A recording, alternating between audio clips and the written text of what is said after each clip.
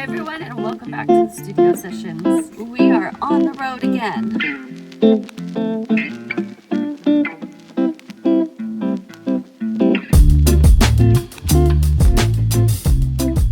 Another outside of the studio episode of the studio sessions. If this is your first time here, welcome. My name is Brooke, and every week we talk about movies. A whole bunch of different things about movies. It's what we like about movies, what we don't like about movies, what movies we like, and making movies. To kick this episode off, here are some studio notes. The first thing I want to mention is we actually got a first trailer for Christopher Nolan's The Odyssey. And I have to admit, I don't know a lot about The Odyssey itself. And so I don't have that for reference. But there has been a ton of discussion about it, a ton of back and forth. And there's a lot of opinions on casting. And so I think it will be interesting to see if there's another trailer, to see if there's anything that more comes out to give us an idea of what it might be like. And it'll be interesting to see what people think of it. I know it's supposed to be like this massive experience. It's going to IMAX, so we'll see. More will come out, I'm sure. The second thing I want to talk about is we're seeing some results from Cannes. Not great for American film. Lots of decorated foreign films. 0 awards given to the American films that were entered. But there was a small acknowledgement of some buying that was happening of some of the American films, which, I mean, is a significant part, and like the whole point of going to the film festivals is to be bought, is to do a deal. So that's not nothing. While it's not the awards and accolades and everything, it's not nothing. But that is what has come out of Cannes. So not great for American films. Not great. And the third thing I want to talk about is the box office for Memorial Day weekend. The Dailies is reporting 32%, I believe, lower than Memorial Day weekend last year. Now, it being a 3-day weekend, there's some expectation of there being a boost, right? But when you compare it to the same 3-day weekend as last year, the trend is showing it's down. It's less. I think some of what we may see over the summer is a bit of an up and down.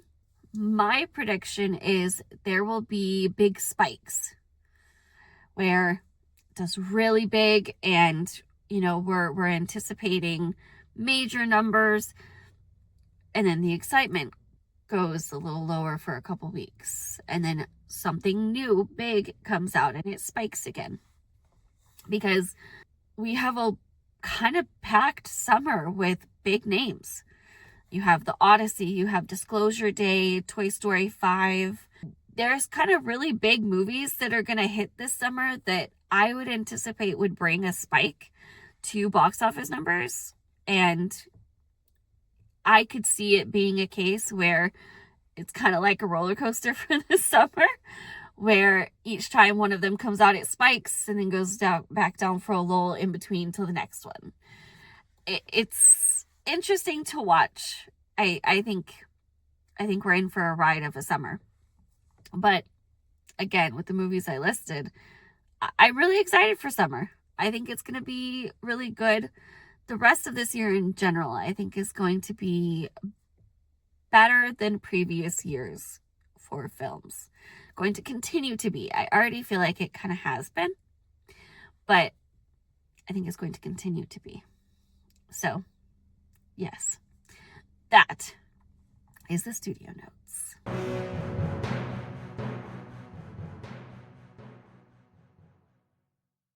So this week I want to talk about a major trend that's been growing. Like, it had started before, but it's really getting even bigger, and that's book adaptations. There are so many book adaptations, so many that have been happening recently, so many that have now been optioned and are being developed and are in production. Like, it's a little insane how many. And I, as a book lover, have always had kind of an up and down feeling with book adaptation movies. I love them. I love seeing them, but I always end up wanting to read the book first. And inevitably, after reading the book, you come to the conclusion that it's just so different than the movie because they're two different mediums. A book is a lengthy, detailed narrative telling a story.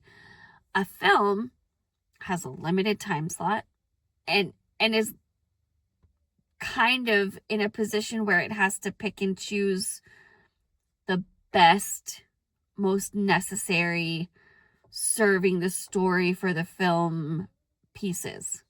My biggest experience with this that I get super opinionated on is the Harry Potter films.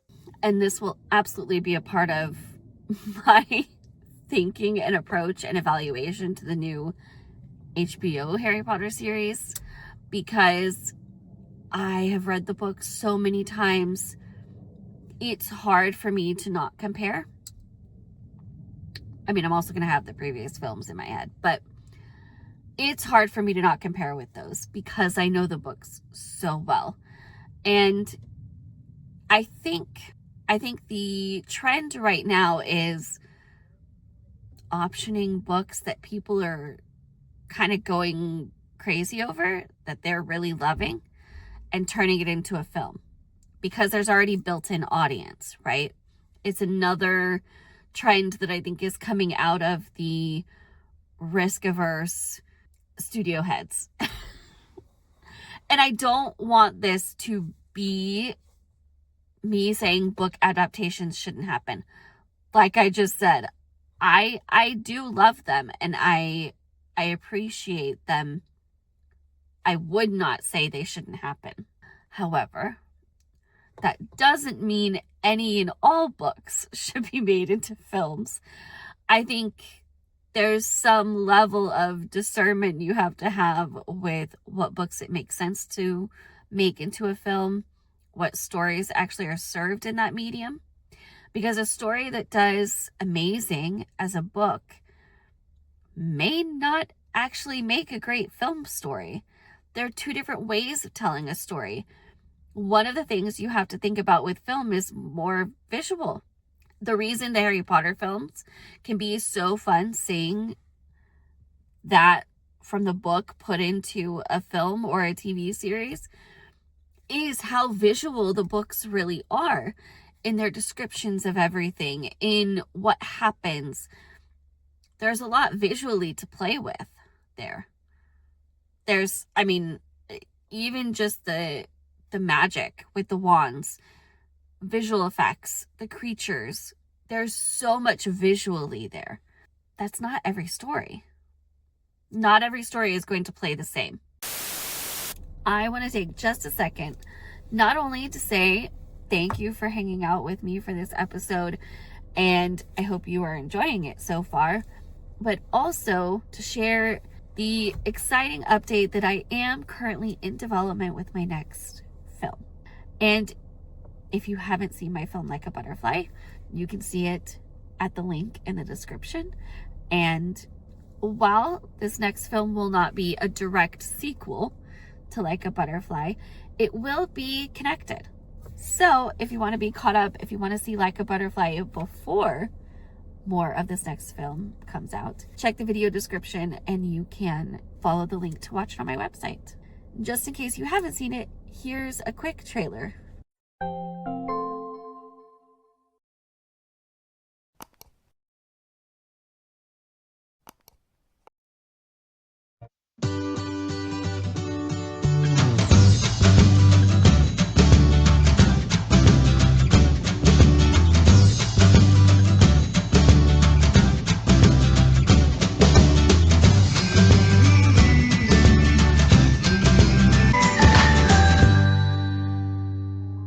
did not start my channel intending to share about Turner syndrome on it. Then I started getting a flood of comments of girls and women that also had Turner syndrome, and then I just couldn't stop talking about it. My story actually starts before I was even born. Pretty quickly it became obvious that something was wrong. It is Tuesday and my appointment is tomorrow. My first appointment with the infertility doctor, or fertility doctor, whichever way you want to look at it.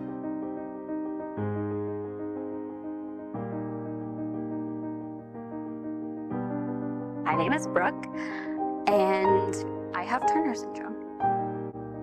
I was diagnosed with Turner syndrome at about age 13. As far as symptoms or health complications, I'm very lucky. My Turner syndrome story started like when I was 5 years old. So I was 7, and I was diagnosed in Houston, Texas.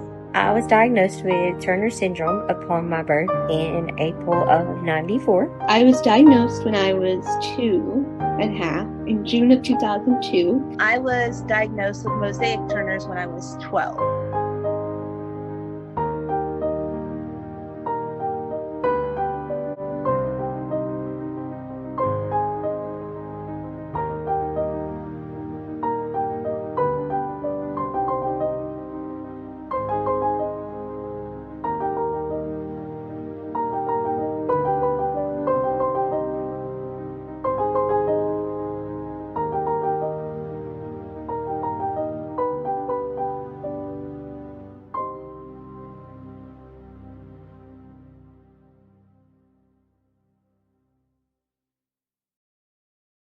I hope you enjoy Like a Butterfly if you watch it. Let me know your thoughts once you do. And stay tuned for more updates about my next film. Now, back to the episode. I think this is something that, again, is on the rise because there's books that are getting attention. The most recent example of this, I'd say, is The Housemaid. That one, which I actually really enjoyed the film version of. I read the book before I saw the film, but I did really enjoy the film. I thought they did a good version. They did a good job adapting the film. At the same time, it now has kind of kicked that trend up to where everybody's trying to cash in on that. So they've now greenlit the sequel to The Housemaid. And the other one I'm hearing about more recently is Yesteryear has been optioned for Anne Hathaway to star in. And it's a book that just came out. Like it just released. And it's a book about a trad wife influencer who gets sent back to the 1800s to live in the world she's taking practices from being a trad wife. I am going to read the book and see the movie.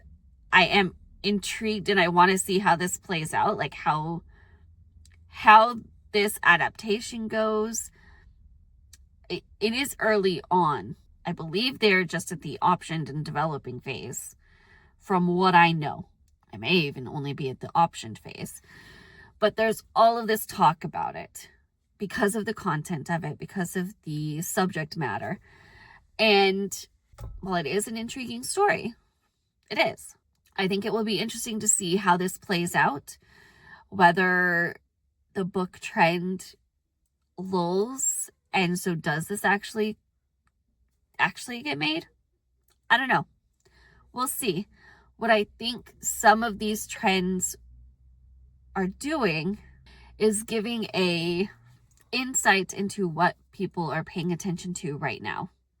And so the biggest thing people are paying attention to right now is books that are getting attention and then getting made into movies. And that's interesting. So I do also want to take a little bit of time to talk about the difference in the mediums between book and movie and why it can be complementary. So I know I talked about the ways in which they can be different, right? Because a film is visual. So the story it's serving has to be visual. And I think there's different elements in a story that can work better in each one. And there's different ways of translating between the two to kind of make it a little more the other medium style.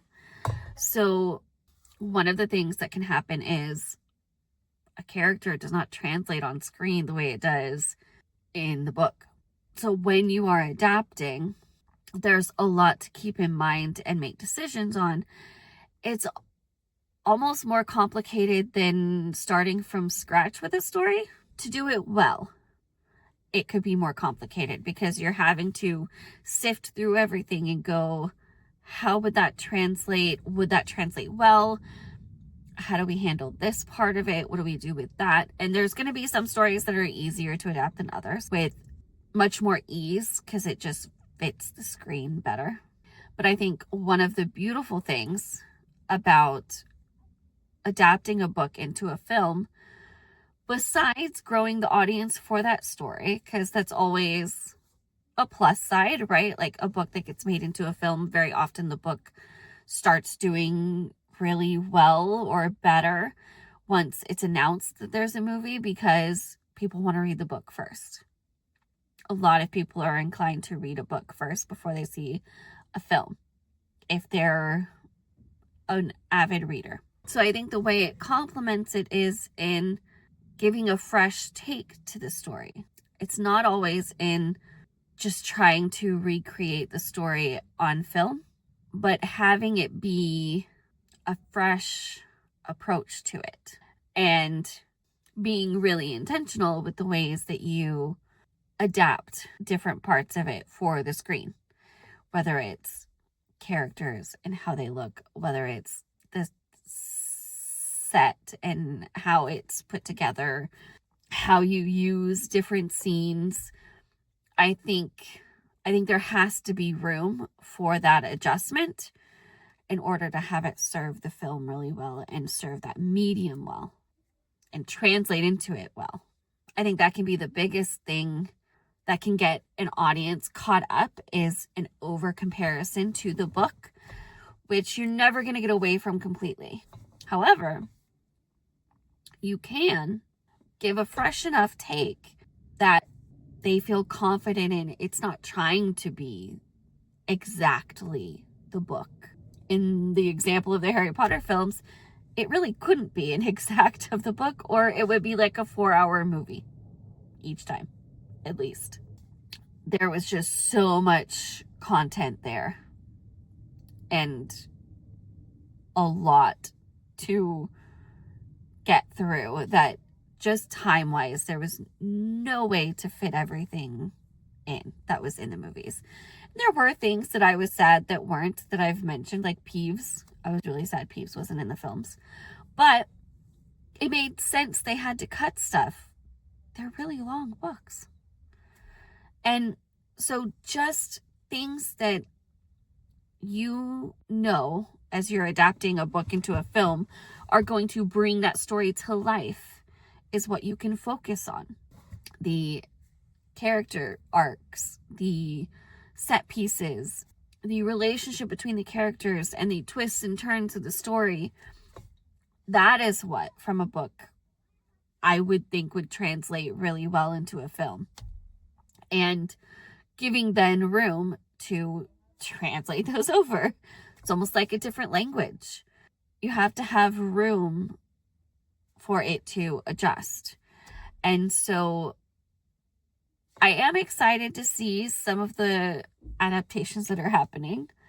I think they'll be interesting. It is just a very intriguing trend that I've seen where more and more books are being optioned, and it's feeling like a way to capitalize on an audience. So I hope they are done well. And I think it could be very, very interesting. I think they are legitimately good stories for this if done well. So I'll be watching and intrigued to see how this goes. If you have been hearing about this, let me know your thoughts in the comments. I would love to hear. And if there is a particular book that you've heard about being adapted that you would like to see, let me know. If you're excited about any of these I've mentioned, let me know. I think this is a really interesting conversation. So those are my thoughts. I hope you guys have a wonderful week, and I'll see you next time. Bye. The Studio Sessions is a Butterfly Entertainment production. You can keep up with all of our podcasts, YouTube videos, films, and other projects on our Instagram page. We are at Butterfly Entertainment Group. Thanks for listening.